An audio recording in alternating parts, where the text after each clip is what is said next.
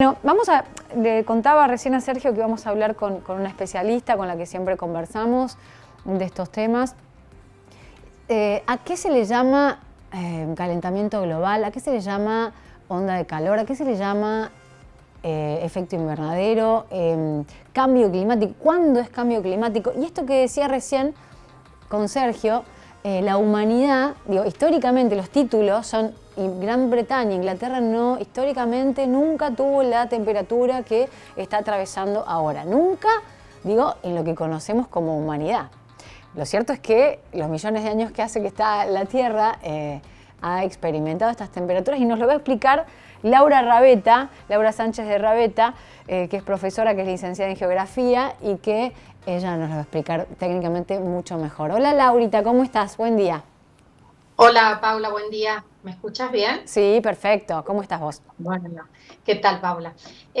Bueno, a ver, vamos a empezar un poquito de acuerdo a lo que vos decías, ¿no? Que en lo que es la historia de la Tierra, del planeta, que no se sabe exactamente cuánto es, pero más o menos entre 4.500 y 5.000 millones de años, y el hombre vive en los últimos 2,5 millones de años en la historia del planeta, ¿no? Entonces, bueno, es cierto que el hombre nunca vivió estos extremos, pero sí también es cierto que existieron. Y hay algo también que hay que aclarar porque la gente dice, y bueno, ¿y cómo se hacía antes para saber o conocer si hubo extremos de frío o de calor? Y que sí los hubo. Porque hay que tener muy en cuenta las escalas geológicas, o sea, las escalas temporales y las escalas espaciales. Teniendo en cuenta las escalas temporales, nosotros tenemos que diferenciar lo que es una escala geológica de lo que es una escala histórica. Las escalas históricas se llaman a las escalas donde vive, en la época que vive el hombre, ¿sí?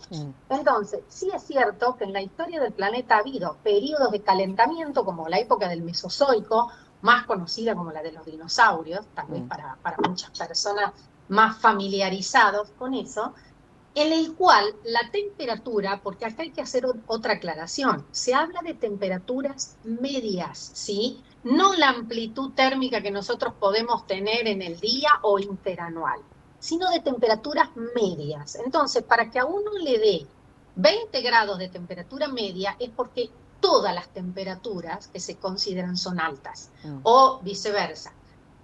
¿Qué ocurre? En la época del Mesozoico hubo 10 grados de temperatura por encima, media, ¿no?, de lo normal.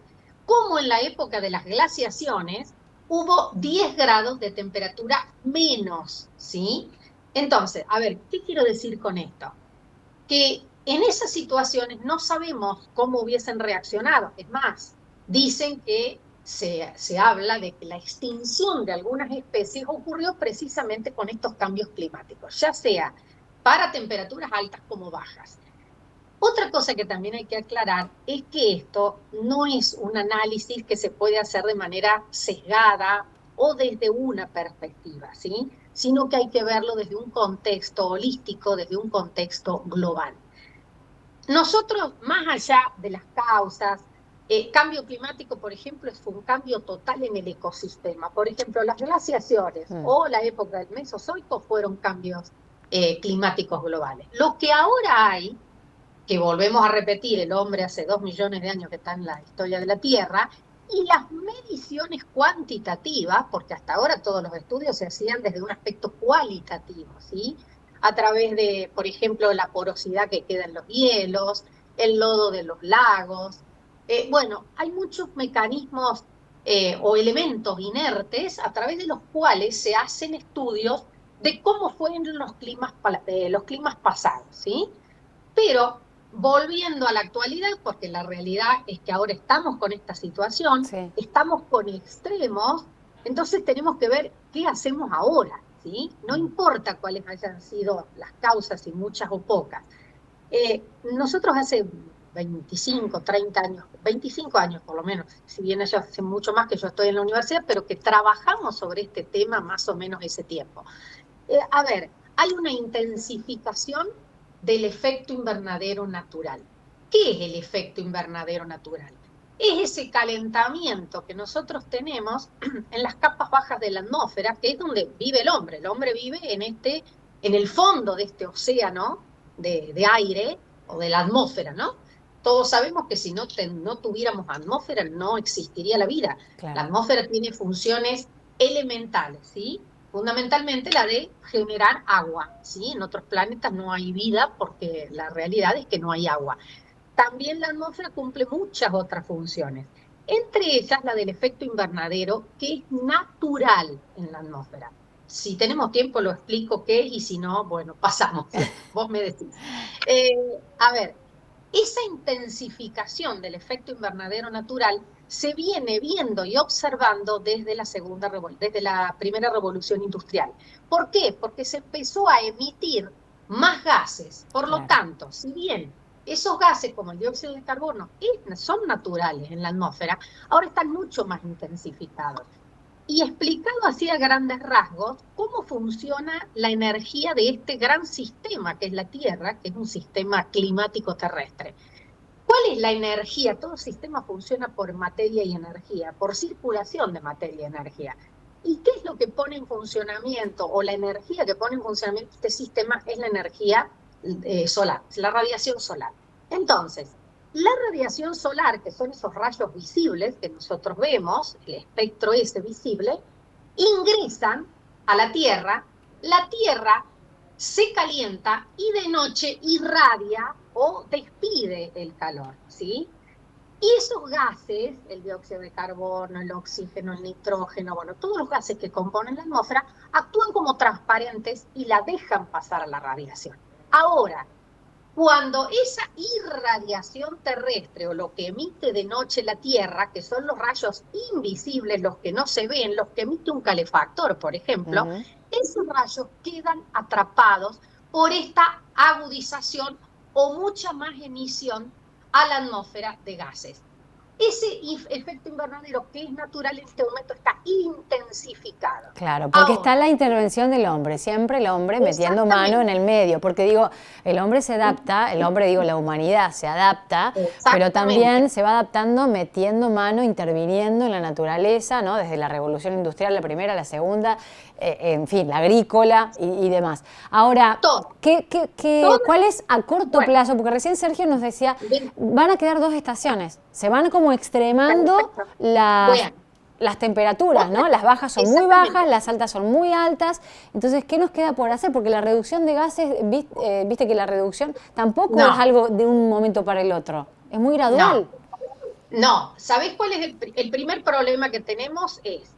Bueno, lo primero que tenemos que aclarar también que las latitudes medias en el planeta son las zonas de mayor perturbación atmosférica. ¿Qué significa eso? Que es la latitud donde vivimos nosotros también, con la diferencia que el hemisferio norte tiene una extensa o excesiva continentalidad.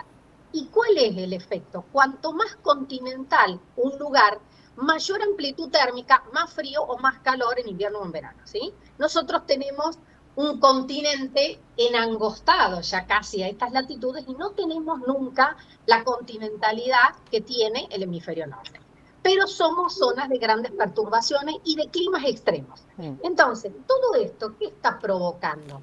Una agudización e intensificación de los eventos meteorológicos extremos. ¿Y por qué digo meteorológicos y no climáticos? Porque meteorológico se refiere a un aspecto de hoy, cómo está la atmósfera hoy. Y todos estos eventos, que algunos son de manera más súbita y otros son de manera más lenta, como podemos diferenciar una inundación que la genera una gran precipitación o una intensa precipitación, de un evento momentáneo que puede ser una nevada, una granizada, etcétera, etcétera. Entonces, esos eventos están intensificados. ¿Cuáles son todos esos eventos? Las olas de frío, las olas de calor. Porque si nosotros nos recordamos, todos estos eventos extremos se están agudizando y además se están dando con un proceso, con una frecuencia y una intensidad mucho mayor. ¿Qué quiere decir? Que se están dando en menos tiempo, que todo eso se llama variabilidad climática del planeta. Existió siempre la variabilidad, más allá de que algún día, nosotros no lo vamos a ver, pero más allá de que algún día determinemos que esto sea un cambio climático, no importa. El tema es que hoy hay una tendencia a un calentamiento de 1 grado en los últimos 200 años, 1 grado de media. Imagínate todo lo que significa o todo lo que puede haber significado 10 grados de media hacia arriba, como ocurrió en otras eras geológicas. Entonces, ante esta situación, ¿qué tiene que hacer la sociedad? Un proceso de adaptación. O sea, nosotros en este momento estamos en riesgo. Para evaluar el riesgo, vos tenés que tener en cuenta dos aspectos, la amenaza y la vulnerabilidad. La amenaza es el evento extremo y generalmente en el cual nosotros no podemos mucho actuar, pero sí podemos actuar sobre la vulnerabilidad de la población. Y creo que no son muchas las opciones más que ese proceso de adaptación, que eso ya deriva de muchas cuestiones de decisiones políticas, bueno, desde muchos aspectos. Por eso digo que no se puede a veces tomar solo un aspecto sesgado o un punto, cuando en realidad hay que enfocarlo o analizarlo desde un aspecto más global y más holístico, ¿sí? Bien, Laura, es siempre muy clara, es un tema larguísimo, muy profundo. Perdón, otra cosa que te quería aclarar, lo que vos creo que mencionaste algo. Si bien toda la emisión de gases de efecto invernadero, esos gases, si bien la naturaleza tiene mecanismos, este sistema tiene mecanismos de autorregulación de sus componentes y procesos de retroalimentación entre ellos, ¿no? Porque así funciona un sistema, es un conjunto de elementos en el cual circula materia y energía y van determinando ciertos efectos. El efecto más común, por ejemplo, es el ciclo del agua, ¿sí? Cómo va pasando la energía de un componente a otro y se producen las precipitaciones. Yo siempre doy ese ejemplo porque es el más simple. Ahora, toda esa emisión que ya está en la atmósfera, aunque en este momento se cortara, hay un efecto de inercia claro, en la atmósfera, en el planeta, que no se va a solucionar. Entonces, esa solución de cortar hoy, obviamente que habría que empezar a hacerlo, por supuesto, pero también tengamos en cuenta que hay muchos intereses creados en la cuestión de dejar de lado este tipo de energías para reemplazarlas por energías alternativas. Entonces, como verás, el tema es muy complejo, es muy difícil, pero la verdad que no sé cuántos años llevaría. No, y muy oscuro, porque cuando hay intereses económicos de por medio y políticos, bueno, lamentablemente mucha explicación de geografía y científica, pero no alcanza, porque lo tenemos en las narices y no, la decisión no se toma, ¿no? Laura, como siempre, son muchos un placer. Actores sociales que tienen que trabajar en esto, ese es el quid de la cuestión. Un abrazo muy grande y muchas gracias siempre por tu disposición.